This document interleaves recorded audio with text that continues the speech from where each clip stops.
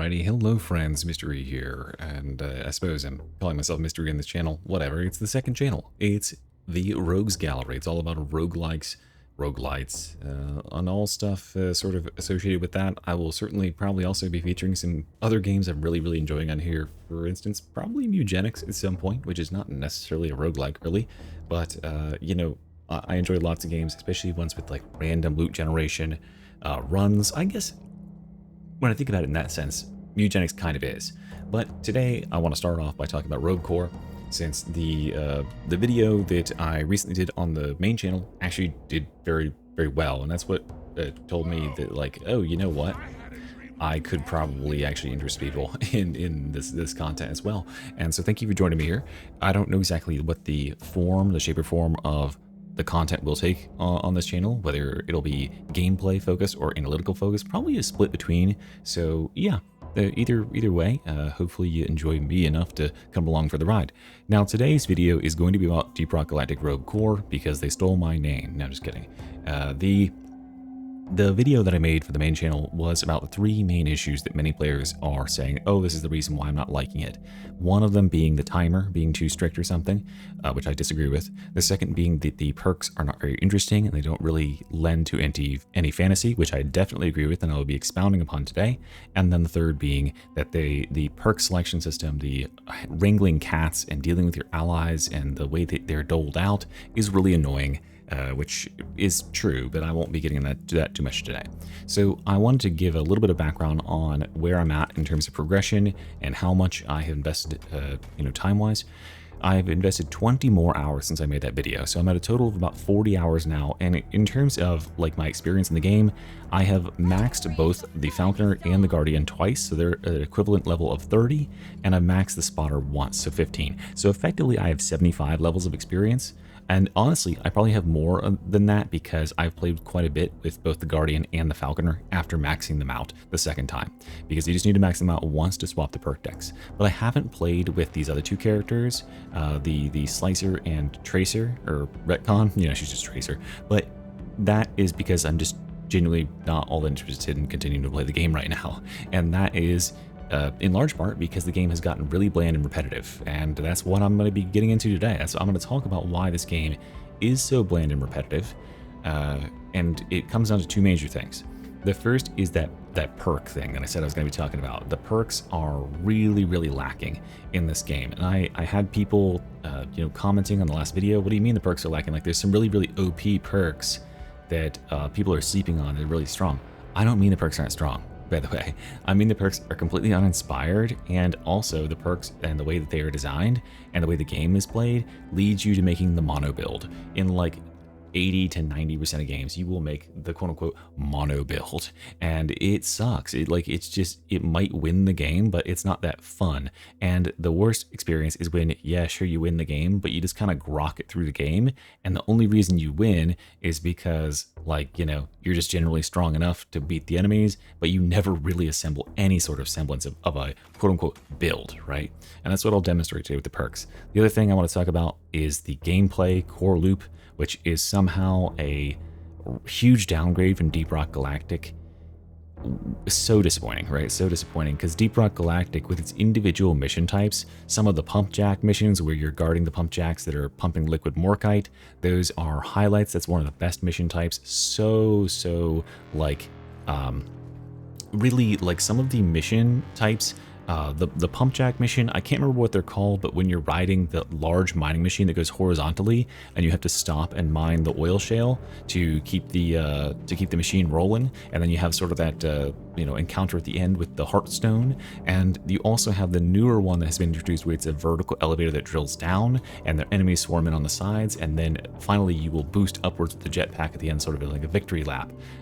All those are such peak moments. Like, they are such high notes for Deep Rock Galactic, and they, like, in their spectacle and the way that they work and the way it makes you feel to be standing against the horde there's only one other game that has really hit that level of, like, sort of like spectacle to me in that sense, and that was Helldivers on launch.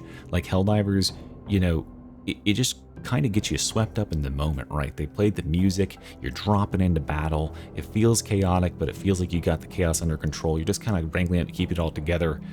Yeah, that stuff really, really works. But then the shine wears off, well, at least it did for Helldivers. But this game, like, harvest none of that, right? So you can't even get jazzed about playing your favorite type of mission. It's always the same type of mission. And we'll talk about why that sucks in a minute. I know I kind of expounded on it right there, but I want to first talk about those perks. So let's go over to the perks terminal here, or let's actually pull up our perks here in the Reclaimer Handbook, which is under upgrades. I call them perks, they're called upgrades, but I'll probably use it interchangeably. So the things I want to point out about these is how, first of all, this is not a very large number. Like, this is actually not that many perks when all things are considered. And when you doubly consider the fact that a lot of these are reused. By that, what I mean is you'll see the same perk occur in different like intensities at different tiers. Look at this. We have armor boost, and then this is armor boost, and then I have armor boost even at the legendary tier, right? Then I have something like, where is it? Better red sugar, better red sugar, better red sugar. I have the ticking bomb, and ticking bomb, right? These sort of things occur over and over again. And yeah, like, that's not like that creative, right? That you are taking a perk and making it occur at a higher power level. Critical hit chance, right? Critical hit chance is 15% here. There's a critical hit chance one, even uses the same icon, doesn't it? Where is it? It's down, it's in this tier. Or maybe it was blue, I can't remember. Yeah, there it is. Yeah, 7% critical hit chance in the blue tier, right? And there it is. Like, it occurs in the purple tier as well, right there. Oh, and here it is on in green. Does it exist in white? I have not actually noticed. Okay, it doesn't exist in white, so it exists in every tier except for the white tier. So, like, what you can see here is that a lot of this is just artificial, like, diversity of perks. Imagine you were playing a really good roguelike like Risk of Rain 2. When you crack open a chest in Risk of Rain 2, you have 3 different items, or like item types you're expecting to get. There's a white item, there's a green item, and there's a red item. The white items are common, the green items are uncommon. Stop yelling at me, you stupid fucking thing. The white items are common, the green items are uncommon, and the red items are rare. And so when you crack open a chest with a white item in it, it can be a pretty diverse set of items. A lot of white items are some of the best in the game, but the green items that pop out, those become really build defining. They have lots of really unique effects. Now, a white item that pops out might be Lensmaker's glasses, or Lenscrafter's glasses, whatever. It's 10% crit, right? But what if instead of the green item that pops out being, ATG or whatever, something that really like makes your build feel different? What if instead it was double Lensmaker's glasses, right? It's 20% crit. And what if when that red item pops out, when a red item comes out of a chest, you can see it first as the orb that comes out, and you're like, holy shit, I just got a fucking red. What's it gonna be? Because some of these reds are legitimately game breaking. They're game changing. They will make your run. And some of them are like, oh wow, I got Aegis. Great. That dichotomy there is what like leaves red so like, if you get a 47 leaf clover, you're like, holy shit, we are golden, boys. Like, we are rolling for days. We are getting, all this percentage crap. We're gonna blow this fucking place apart. Yeah, it feels amazing. And there's a couple other reds that do that. But what if the red opened and it was 40% crit, right? That's what the equivalent is here. Is like, wow, I got a legendary perk, but it's literally just as good as the rest, like just a little higher tier. And I want to point something out here, which is that there are only 10 legendary perks. I played this game for 40 hours. I have seen, this doesn't mean I've seen them, but I haven't seen that many more. I have been able to select 4 of them. Out of these 4, this one is the only one that I think has any sort of like, is unique to the tier, right? 2 seconds of immunity when you're using a class ability. That's pretty unique, but just looking at the rest of these, right? I can look at the icons even without knowing what they are, but I can look at the icons and I can see that these are cribbing from some other tier. I can see the similar icons. I can't say for certain, but I think that they are cribbing from other tiers. But like, look, the fact that even 3 of these, like these 3 over here exist. Better Red Sugar is just an upgraded version of this purple perk, and which is an upgraded version of this blue perk. And then here's critical hit chance, which is just you know, better than the purple one and better than the blue one and better than the green one.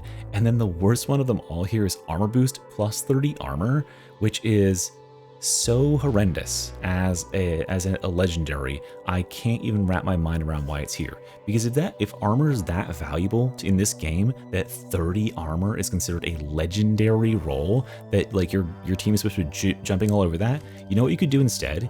Is you could just go into your enhancements. You get to bring 8 of these fucking things. You could bring armor pack 4 and get 30 armor.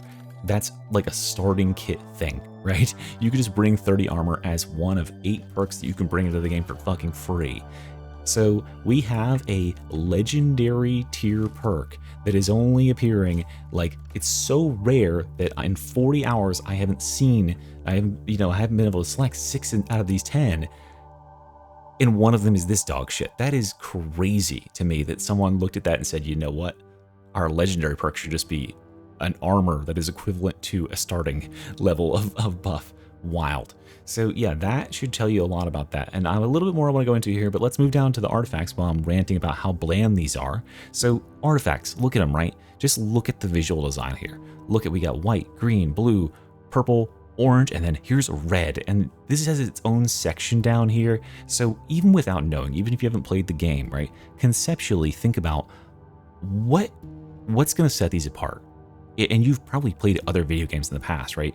When you have artifacts, or when you have a separate tier of like different seeming, like they have a different shape icon and stuff, right?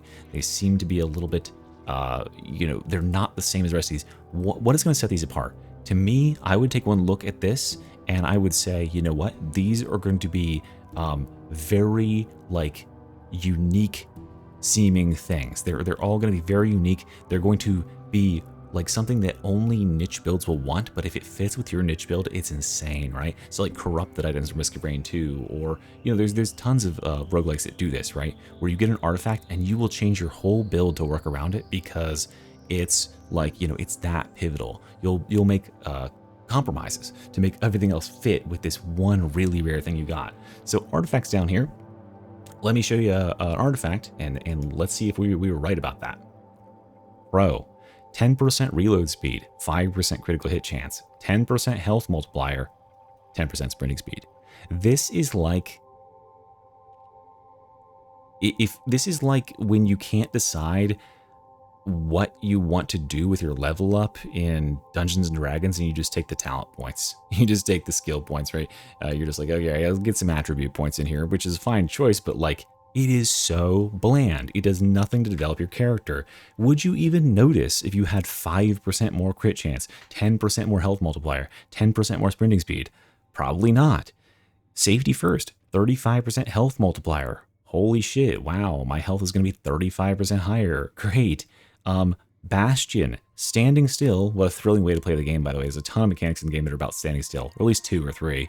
50% damage and 50% damage resistance. Woohoo.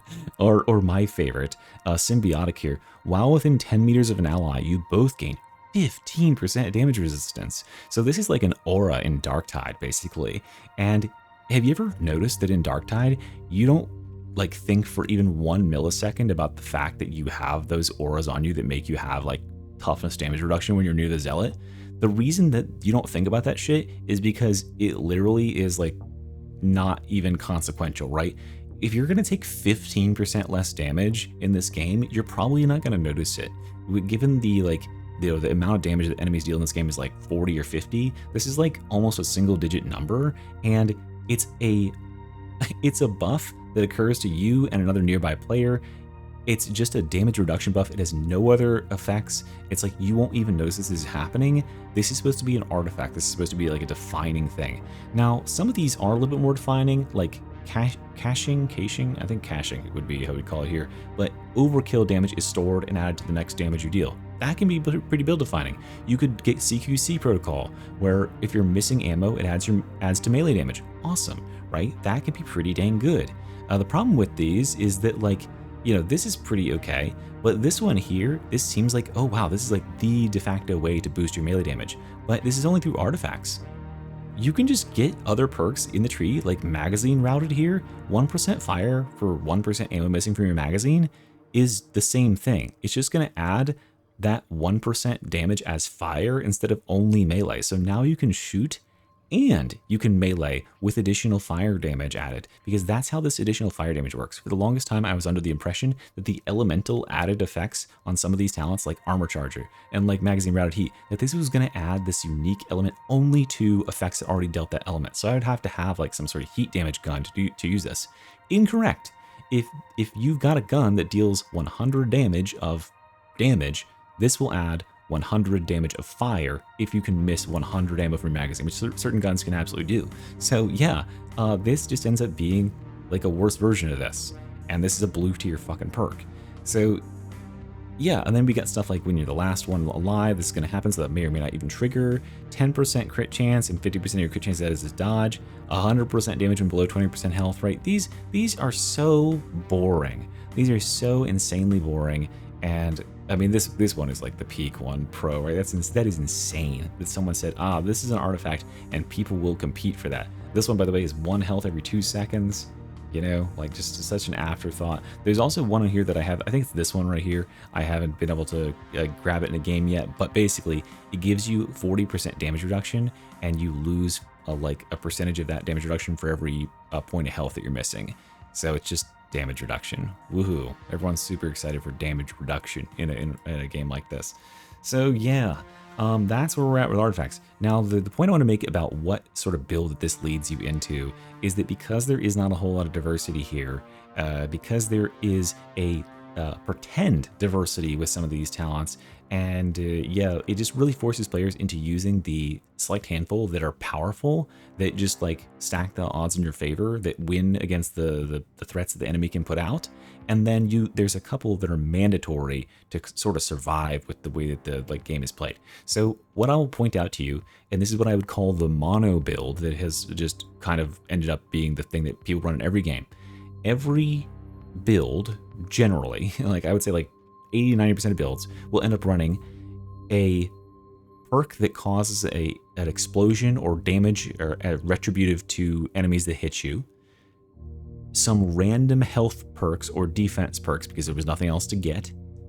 A percentage blankety blank gives you percentage blankety blank, such as percentage electricity for every 1 armor active, percentage blankety blank for percentage blankety blank, magazine routed heat, percentage fire for percentage ammo missing, percentage blankety blank for percentage blankety blank, magazine overdrive, percentage blankety blank for percentage blankety blank. See what I mean? So these talents are really ridiculous in terms of the way they scale, and so these are the power talents that give you a ton of fucking damage. Percentage blankety blank for percentage blankety blank, right? These are just overall damage increases that make the game go GG.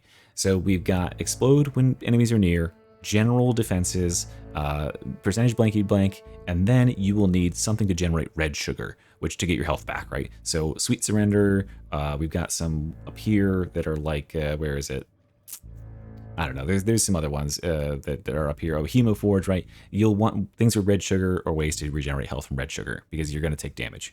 Yeah, it's just sort of the way the game plays. And that's it. That's the mono build that you'll see develop over and over again. Now, there can be some other smatterings in there. People might pick up stuff like, standing still gives you regen, as I've been taking that, right? This is just so much more regen than anything else in the game. Well, it's a really way to play, by the way, standing still.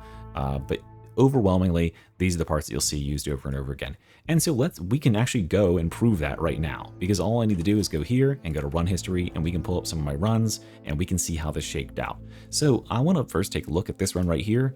This is a run that I absolutely fucking creamed it in, right? Look at this, 140,000, 100,000 overkill. This happened because I got a solid weapon off the top, and then I got 2 magazine routed heats immediately. This weapon has a 1,000 magazine, so I was very easily able to double and then triple my damage, and then from there it was a huge snowball. It literally didn't matter after that point. Then I quadrupled it with magazine overdrive, because by the way, this is a purple tier perk that provides 1% ammo missing is 1% damage. This is a blue perk, a much more common perk, that provides 1% damage as fire per ammo missing. So guess what?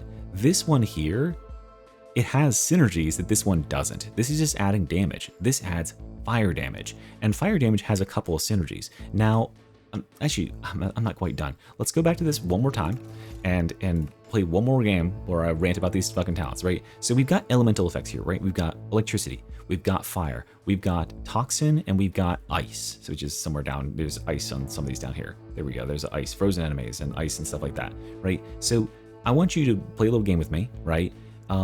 When we're talking about fire here, when we're talking about dealing fire damage to enemies, with this magazine routed heat, you would think that adding fire to this type of attack is like, you know, it's going to interact with certain other talents, right? So out of this array of talents here, how many do you think are, synergistic with fire? That they have some sort of interaction where if you get this fire perk, you're going to want to target these ones because they do something that only happens when fire is in play, or it's better when fire is in play. What do you think? It is 3. The answer is 3. So we've got volatile combustion, which is killing a burning enemy applies fire around it, and then burning propagation, which is dealing damage to burning enemies, is fire around it. So pretty much the same thing. And then fire leech, recharge rate when enemies are burning you, and that's it in the whole tree in terms of fire. There's another one that's like fire feet, but that doesn't synergize with this. It's just another way to spread fire. And also, this is dog shit. These are terrible. It's like almost impossible to get enemies to walk in this.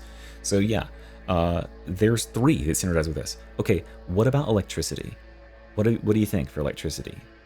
So 1% electricity for every 1 armor active, right? So read that, by the way, as we are going to be, you know, if we have 50 armor, we're going to be dealing 50% more damage, and it's going to be as electricity. So first of all, right away, this is, I didn't understand it first because I was playing the bird bitch. What's her name?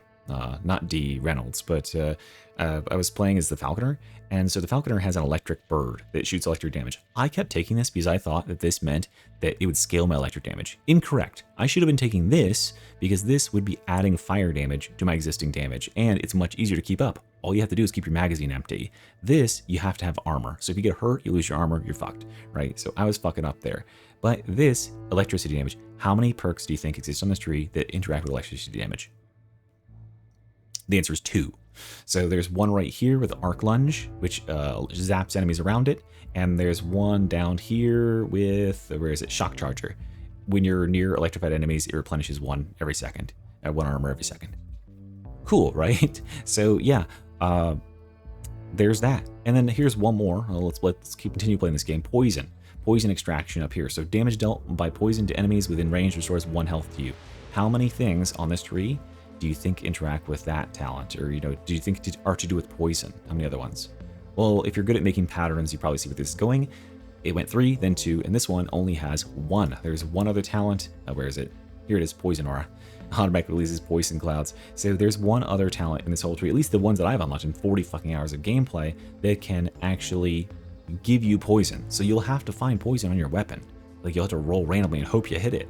Otherwise, it's an absolute waste of a perk. So I never see anyone taking this because the chances of them taking this is dog shit, and the chances of them having a weapon that does it is even worse. So yeah, there is this pseudo elemental effect that's supposed to add diversity to these perks. First of all, it doesn't matter because it's just general added damage. It doesn't matter that it's with a certain type of damage or not, and there's almost no synergies present between any of this that you would be specifically targeting this stuff for. Like, the fact that it's electricity damage, it matters almost 0. I think there's a little bit of stuff in the Falconer where electricity damage does proc certain effects, but outside of that, like cryo damage and stuff like that, I don't think it exists in any of the classes. So yeah, that sucks. Okay, now we can go on to the other part. I was going to point out the mono build. Let's check the run history here. So I had my god run, right, where I popped off. So this run, I was popping off because I had 400% damage between these 3 perks that I gained right here. Then let's think about the mono build. Remember, it is health or just some sort of random defensive thing because nothing else good showed up. It is some sort of percentage blankety blank is a percentage blankety blank, exploding or retaliating when enemies hit you, and something to generate red sugar, get your health back. So I have percentage blankety blanks up here. I have red sugar. I have explode when enemies hit me. I have general health and defenses. And here's another explode when enemies hit me, right? The reason players take explode when enemies hit you is because this game's combat is so fucking like soft and floaty, and the enemies are just like constantly crowding around you. There's no like tech to evade enemies because there's no like most characters in this game don't have movement skills. So you end up just like kind of running around and jumping, and then you're gonna get hit inevitably, and this can get enemies away from you because they'll crawl out of random holes, you know, behind you when you're moving in one direction. You just end up kiting enemies around in a big ass slow circle, and everyone's so fucking slow. It's kind of really quite boring in terms of combat. And so yeah, that was the whole build there. Plus I had some crit. So all I ended up just doing is just stacking crit and then stacking damage. I mean, it was effective, but it wasn't all that thrilling. No, but let's look at the experience that my teammates had. By the way, this mission was 42 minutes long, so let's think about the experience that my 3 teammates had here. Certainly they won the run, so there's that. But let's see what my teammate here was going for. He's the Slicer. He's a melee character. You can see he started to upgrade Slice here to get some power to that, but then he ended up upgrading his Mag Blaster, you know, his gun. So he started to go for a gun build. Yeah, we'll talk about his upgrades. First of all, this is nothing. This is nothing. This is magazine size. That's nothing. He took 3 base health perks, which should really let you know the quality of perks that were on offer for this guy. He's got a way to regenerate his health. Percentage blankety blank per percentage blankety blank. A way to generate health. Red sugar, right? This is nothing. This is nothing. Movement speed. Red sugar. Regenerate health, right? So, and then here's his artifact, by the way. Double ammo, double grenades, less movement speed. What was this guy's build? What was this guy's fantasy? Like, what like class fantasy or what roguelike fantasy did this guy get to explore with this build, right? He ended up shooting his gun and having some talents that can get him his health back when he loses his health, and he had a lot of health. And he had a lot of ammo. And that's it. That is the entire build that he was able to put together in 42 minutes. But, you know, there's 4 of us here, so maybe he got unlucky. Let's check the next person out. Okay, so this guy over here. I don't exactly know what he ended up trying to go for. He's Tracer, right? But he's retcon, so he's the person who can turn back the time. This character likes to move around a lot because obviously, like, you know, moving around a lot, you know, you're fast, you're supposed to be evasive, and you can rewind time, juke enemies, etc. So let's talk about that mono build. First of all, we got health, base health. We've got some sort of protection thing. Exploding enemies when you kill them, so some sort of way to clear out lots of enemies. Red sugar, right? Regenerate your health. Movement speed. Standing still gives you regen, so a character that's not going to stand still very much, but still, this is such a good perk that even 1 second of standing still is worth 4 seconds of not standing still. So yeah, this is so insane. Then exploding when you get hit, right? And then we've got percentage blankety blank as a percentage blankety blank, but there's literally nothing here that synergizes with anything that he does, right? This character needs to basically be just putting out damage, and this is the this shitty thing for retcon. Like, this class, like it doesn't have an identity. Let me show you this real quick. This is why I didn't play retcon. So look at this class's abilities, right? You can designate a point in state and time you can return yourself to. Accumulate rage as you receive damage, and then use it to give it back twofold. Retcon she can get herself back up when everybody else is down. So basically, like, this is a non-starter. Most times, if everybody else is down, you're going to lose the game, even if you can get yourself back up. And then rewind time and rage. This is literally just a simple loop of you take damage, you get a meter that makes you deal more damage, and then you rewind time to take the damage off. And that's it. It's just a more damage buff. So what does this push this character to doing? Like, this character doesn't have any cool abilities or anything. Think about like a character in any other roguelike. Like, they have some core abilities that you're playing around here. This character's abilities are literally just undo taking damage and take damage to deal more damage. So all you end up doing, your whole concept for your runs, is just to get a weapon and then shoot it and deal damage that way and take some damage so that you deal more. Maybe you could go for melee, I guess, but there's really nothing else to synergize there. So this guy tries to go for this voltaic SMG. He's got, like, you know, killing an enemy gives you 30% damage. Very bland, generic stuff. 1% damage per kill. Getting hit reduces your damage bonus by 5%. It also decays over time, so that's going to be, like, very little most of the time. And then they've got, as I said, like, almost nothing here that lends itself to killing in any way, shape, or form, which would probably contribute to the fact that this person did, like, 40,000 damage total in the entire game. You know, compared to my 140,000. So yeah, this guy really didn't get to barely play at all. Like, he didn't get anything that made him able to pop off and deal damage. Then we got to get to the Guardian, the poor Guardian over here. So the Guardian, you know, he got his bio boosters. Enemies within 6 meters boost slower. Damage has he'd have a 30% chance to stun for 2 seconds. Frenzy, killing an enemy gives you stacking damage and less damage resistance with a duration. But, you know, what was this guy going for? He had a blue Guardian Gauntlets, looks like he was going for his stunning rockets, and he had a blue rifle here. So this guy actually got the closest out of all of the 3 of these characters to making an actual build. What he was going for was getting good ability recharge, doing lots of stuns, because this ability can stun. So you would stun enemies with this, and that's why he took stunning recharge. You got this 3 times, because almost no other characters in the game can stun. So he took this 3 times, so that's actually really good. And then he got Steadfast Surge with this, which can help him get base regen, and he also got Fish in a Barrel, which will do more damage against stunned. But outside of that, he's got the fucking mono build again. He's got base health, he's got armor, he's got the percentage blanky blank is percentage blanky blank. The only thing he's lacking here is exploding when enemies hit him, right? That's the only thing he's lacking. Oh, and some way to regenerate red sugar. But out of all the people you can see here, it's cut off because they didn't think about like this. By the way, this menu is like so weirdly cramped and shit. Like it's like overlapping shit behind it. I don't know what the fuck is going on there. But this guy dealt 31,000 damage. These guys right here, they basically didn't get to play the game, right? They basically didn't get to play at all. Like, I did 2.5 times as much kills as they did, 2.5 times as much damage. I was playing the game 3 times as much damage, right? Or even 4 in this guy's case. I was playing the game. I was getting to experience my classes fantasy, which is crits and shooting. These guys literally weren't able to assemble anything that meant anything.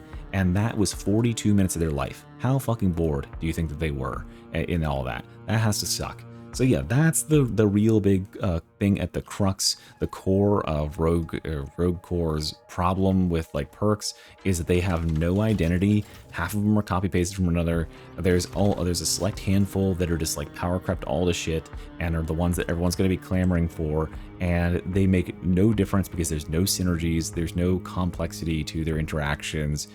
And none of them push you in any way to make any sort of specific sort of build. I think the only thing you could argue there is that like, oh, there's some sort of builds where it's like, oh, you know, you could do melee or you could do ranged, but the talents that are just like, oh, hey, percentage fire damage where you're missing ammo, that works for both, so it doesn't matter. Literally just the amount, you know, it's the same either way. Okay, that's enough ranting about the fucking perks and how shit ass they are. And like, you know, I forced myself to play 40 more hours hoping that I would get some like really interesting runs that I was like, ooh, this is a cool like synergy thing, and it never happened, right? I played 20 more hours and it didn't happen. I'm fucking done. Now the other thing that sucks, as I said a little bit earlier on, is the in-mission gameplay, and I'll put some of that on the screen here for you now. So since I'm just going to be yapping while I'm in the Morningstar, whatever they're calling it here. So the reason this gameplay sucks is because it is the same thing over and over and over and over and over and over and over again. If you are doing a 6-level dive, you will run through the area, you will mine the green stuff, you will put it into the thing, you will look around and try to spot any of the events that are occurring, you'll look for buckets to tip over and get more green stuff, and you'll fight enemies that are in the area, and then you'll go to the elevator and you'll do a holdout, and then you'll go down and you'll repeat that 5 more times, right? It's the exact same thing every single time. There are like these mini events that are, I get what they're going for here. They're going for a miniaturized version of what existed in the like main game, right? So we've got the miniaturized pump jack with the liquid morkite, but that one has you hook up these 2 pumps to the main like crystallization chamber to get your fucking XP, and it literally, I mean, it's a good event because it wins the game, it's really easy, but it literally for some reason just ends instantaneously. So you took a mission that's like super fucking awesome in the original DRG where you ride the rails, you ride the pump jack lines to fix like leaks in the lines as the bugs are attacking them, and so you have like this cool way of traversing around the arena, and the way you lay out the rails can make them like more easily defendable. In this mode, you put the rails down, or you put the pump lines down, and it literally doesn't matter because it instantly completes, and then it literally doesn't matter at all. The whole mini game is just find the pumps and connect them to the chamber and press the button, and then you're done. Holy fuck. So we like are completely retrograde in terms of you know, making that feel thrilling. We also have such thrilling events as the hammer that needs to break a big rock. You need to stand beside this thing. Even with all 4 players, you stand beside this fucking thing for 3 solid minutes, and it sucks my dick. This one can also throw your run inadvertently, because as soon as you press this thing to activate the hammer, it starts it summons waves of enemies, and they will not stop until the hammer is done, right? So you've just summoned infinite enemies until you complete this event.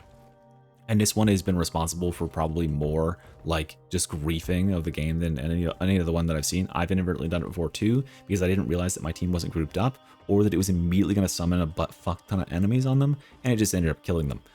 And then we have other gems like dig in the dirt and try and find these geodes and then put them in the geode machine, and it's random whether they'll be like something good that you want or something bad that you don't want.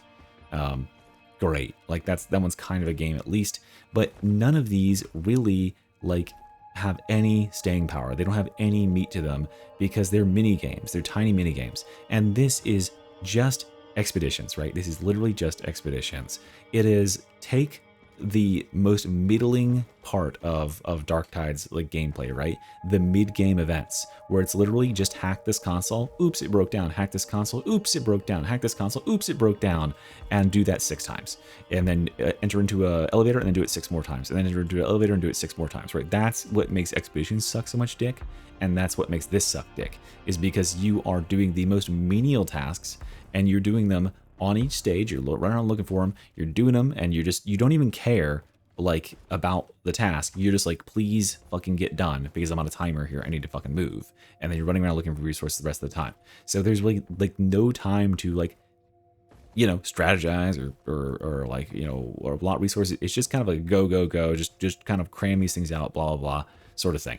And yeah, it really, really blows, especially considering the legacy this game had before with Deep Rock Galactic, with some of those missions I described at the beginning, which are just epic scenic pieces that have you feel like you're going on this adventure. You know, those are such cool, like epic feeling moments where you're taking this machinery and you've got this like game that you're playing, right? You've got the machinery that for the drill mission with the oil shale.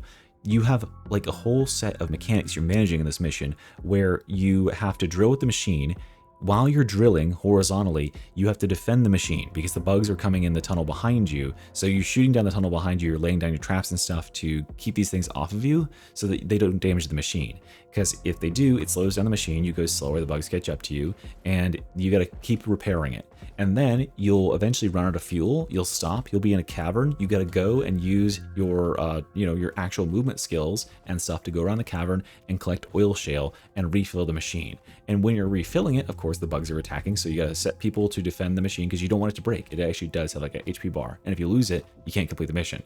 So yeah, like you have that thing, and then you go back and you start moving again, and you go a little bit further, and then you do one more oil shale, and then you go to the final event, and then it's like a holdout, and then you got to run back up the massive tunnel that you carved out with this machine. Now the machine blows up, and you got to run back and make a desperate scramble for the escape while the bugs are collapsing in on you. What an epic set piece! It is so good as a set piece. It is so good as a like a way to make players have an experience, a certain like curated experience, that I've used it as a template for like D&D encounters, right? I've used that sort of thing where it's like, oh yeah, well, you got this sort of machinery, you must keep it fueled, you'll have to stop at intervals, fight enemies, collect fuel, restart, keep going, enemies are going to attack you and try to slow you down, but you got to keep going, yada yada. Like that sort of thing is so it's so ready to make stories and ready to make experiences, and it keeps a tempo. In this, none of that stuff matters. It's literally just the same thing. Run through the cavern, collect stuff, play a mini game, and then you're done. And I can't believe that we walked backwards so far from that. Yeah, that it really is the be all end all of why this game feels so repetitive. Is like there's nothing really definitive about any of these levels. They're of course randomly generated, and the like actual moment to moment events you're doing. The actual events that you're doing are not at all interesting. Like you just don't care about them. You just want them to be over. I think of all the events that I can think of in this game, let me concentrate for a second to see if I can think of what event would be like the best event out of all of them.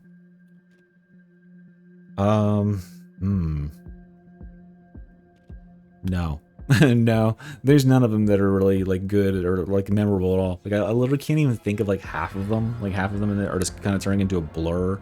Like they are so nondescript. It's just collect resource, put in bucket, and it has no epic feeling. It has no like storytelling potential, and it is very clearly just randomly generated and plunked into the level.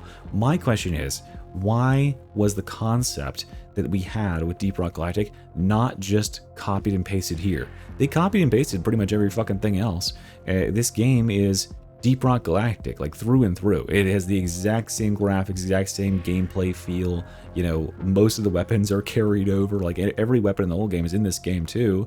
So, like, why did we not carry over the core concept? Why is each layer you go into in the dungeon not a shortened version of one of the mission types in Deep Rock Galactic? Whether it's a go mine Morkite at the bottom of the thing, or whether it's a escort the drill thing that is on this level. Because the conceit is, by the way, the conceit is of these missions, the whole storytelling thing is that these mines have been abandoned because of the gray out, because of the thing that prevents us from going in there with our tools. That's why we have to do the roguelike progression thing. So yeah, like you could explain that, oh yeah, like one of these big fucking drones got left in this level and it's up to you to escort it and get it to mine this stuff. And the better you do, the more rewards you'll get at the end of the level. I don't know, why didn't we do that? Instead we ended up with like the most bland possible grab bag of mini games, and no one wants to play shitty Mario Party mini games in order to jump through hoops for their mediocre upgrades. So yeah, that's why I'm not touching it until some major overhauls have been made on the game. My fear is though that you know, I have a history with Swedish devs and their very fast development cycles. This game has been in development for the better part of 3 years. It had a massive head start, as I said, coming from Deep Rock Galactic as its foundations. They had the engine, they had basically all the fundamentals here. For a large part of the alpha, I understand that the enemies were literally just the enemies from Deep Rock Galactic. So like, given all of that, given that you had that much to start with, I have seen games that were built from literal scrap, from like starting with like typing the fucking binary code. Tony Stark made Risk of Rain 2 out of a box of fucking scrap in a cave, right? And then you had every piece of DRG Industries at your disposal here, and it took you 3 years to make this, right? This is like not inspiring hope in me, because to me it feels like, man, we had 3 years, we made 30 whole perks that are all bland and suck, and we have a core gameplay loop that hasn't changed since the alpha started. Why am I going to think you're going to turn it around now? You're going to suddenly turn on the fucking afterburners, and we're really going to put the pedal to the metal, and we're going to like get this game to be very different feeling and really expand the perks. And when I look at their priorities, by the way, almost none of it is like anything that I think is going to address the core issues here. I don't think they're going to be adding anywhere near enough diversity to the core gameplay loops. It's just going to end up feeling super stale. And I know that this game wasn't like going to hold that many people's attention at the start, but I thought that given that like this game was going to come, like I thought this game was going to come out like a lot more fleshed out, given that it's early access. And granted, it's not like super buggy or anything. It's not like got any game breaking stuff, but it feels like they took like literally zero risks. They put very, very minimal effort into coming with any unique ideas for this game, and it really, really shows. And I'm just not certain if they're gonna like, you know, actually crank into it and start now. Might be too little too late. So that's my thoughts overall, guys. A solid 44 minutes of yap. Sorry to waste your time, but hey, if you stuck around this long, you're probably gonna like more what I got on this channel. I will also be just uploading gameplay of myself narrating certain roguelike runs, and maybe that'll give you a better sense of whether you like some of these roguelikes. I've got some of my library that I know that not very many people play. I'm going to be talking about Synthetic 2 next, which is an awesome one if you are interested in difficult roguelikes and shooters. So yeah, stick around for that. Thanks for watching, guys. We should be out of here. Bye-bye.